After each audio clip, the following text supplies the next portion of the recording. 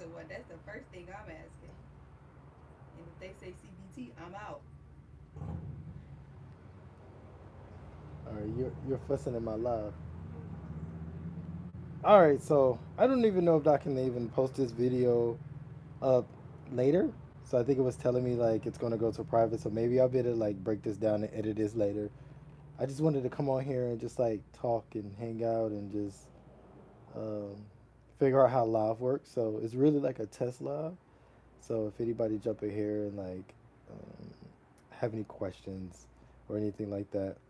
So I had this idea like like most therapists, well, a therapist, their responsibility in like their relationship with the client, like we're not really supposed to give advice. We kind of like help you get to like your own your own answers to your questions, and it's kind of like a little nuanced dance.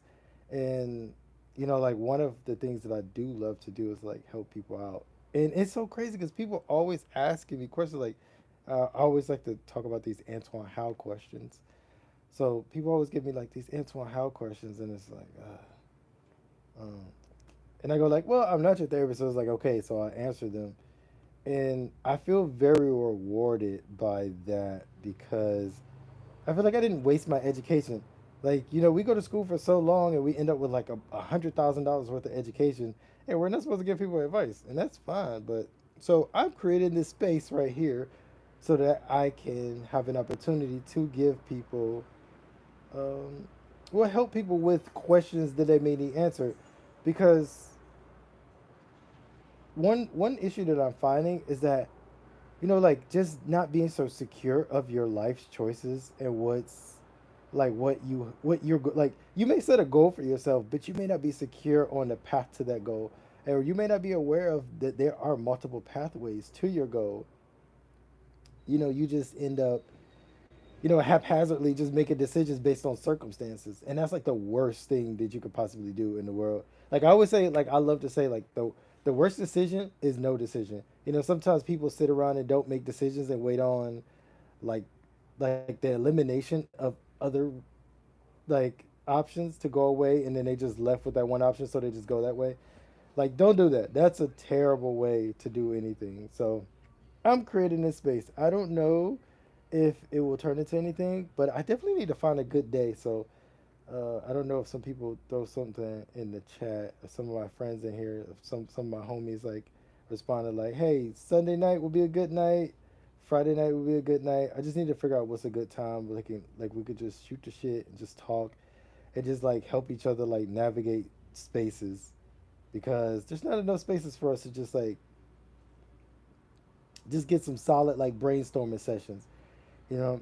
Oh, one of the greatest gifts for me, like I feel is responsible for me getting as far as I've gotten is like I got a lot of intervention when I was in my undergrad at VCU, and I was luckily I had like a bunch of therapists, not therapists. I had a bunch of counselors.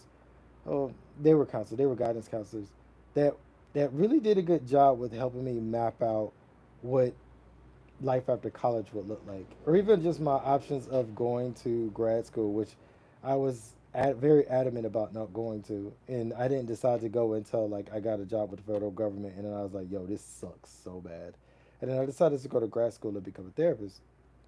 But like I said, the most important part of my whole life's journey and trajectory was the intervention from those counselors, because they were older than me, they're more seasoned, and they've seen things that I wasn't able to see. Even when it came to my running, I didn't know that I had the ability to like do all these magical, amazing things with running, or even running as a career. And I listened to the advice of one of my counselors, and I tried to like develop that, and like bam, here I am. So now I'm like, working on my career, and I'm interning right now, and it's just like this, like it's one of the greatest feelings that you get to combine like your passion, because I want to work with athletes, but I also want to work with individuals with disabilities, and I think that they go hand in hand, because one thing one thing any athlete will tell you, any professional athlete will tell you, Like if you twist your ankle, you tear ACL, you tear your meniscus, your patella, you pull something, you pull anything, you are temporarily disabled. You are for all like, no matter how you want to think about it, you are now in crutches. You are now a wheelchair user. You are now basically disabled. And with that process, you have to go through the stages of grief, just like everyone else who may find themselves with a disability or unable to perform tasks like they used to. So when you think about it in that way, yes, they may be in that state for like 6 months, but just traversing that injury in that space in that amount of time is absolutely like insane. You go through all of the emotions, like you, especially what happened to like Odell in the Super Bowl, right? He worked his ass off to get to the Super Bowl, and then he tears his ACL, and just imagine how that man feels, right? He has to go, and now he can he walk? We don't know. Like he has to rehab, so he's on crutches at a rehab. Well, he has to get the surgery, so then he's going to end up on crutches, and then he has to go through a rehab. Then he has to learn how to walk. Then he has to learn how to jog. Then he has to learn how to run. Then he has to learn how to sprint. Then he has to learn how to cut. So there's a whole bunch of steps there, and it's not that linear because there's a huge emotional component to that, which athletes are not getting supported because we're still at the point where like therapists need to make more inroads with athletes and let them know like, hey, you can be supported in this process. You can traverse this whole process a lot better than if you were doing it on your own. Basically getting everyone to recognize the value of therapy, breaking down those barriers and getting through and relinquish the stigma. So I know that was a lot. I was just like going, but that's pretty much in a nutshell like what I'm trying to work on, and combining, like that's what I was getting at, combining my career as a therapist and my experience as being a Paralympic Olympian athlete, like combining all that together to not only just to be educated on it, but have gone through that process and have that experience is like, oh man, I've had every muscle pull, every muscle strain. I've gone through. I've gotten to, and some of you guys may know this. Like I've gotten to I went to the Olympic trials last year, and I got a second place medal. It's not up here, but um, I keep it on my back. But anyway, I got a silver medal and I got to second place. But I got to that experience and I just didn't do as well as I wanted to. But just that feeling of like, to me, to an athlete they would say that's failure, but to anyone else they'll say no, that you got to like take value in that. And I think that's the responsibility of a therapist. You have to sit with that client and help them understand that like what they done was amazing. And yes, although you fell short, you got to collect stock on exactly what you've done in that moment.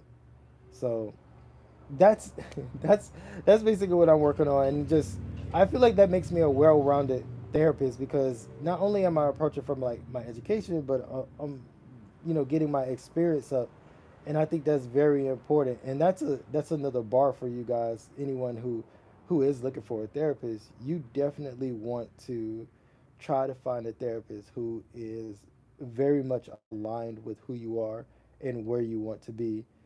Don't go find a therapist that is completely different from you and have different life values and don't look like you and don't understand things and doesn't share your values with as far as religion, politics, and stuff like that. Like, make sure you try to find someone who's in your vein, who is very much like you. So, let me see if I got any questions in the chat. Like, Secretary, I got any questions in the chat? Just about the question. I told you my question was gonna ask I just see a question retracted. um, so yeah, so that question got retracted. So I had you. Put a. something else in there. Let me see. Let me see. Let's check the chat.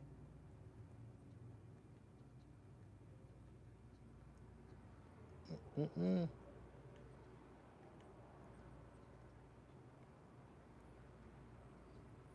No.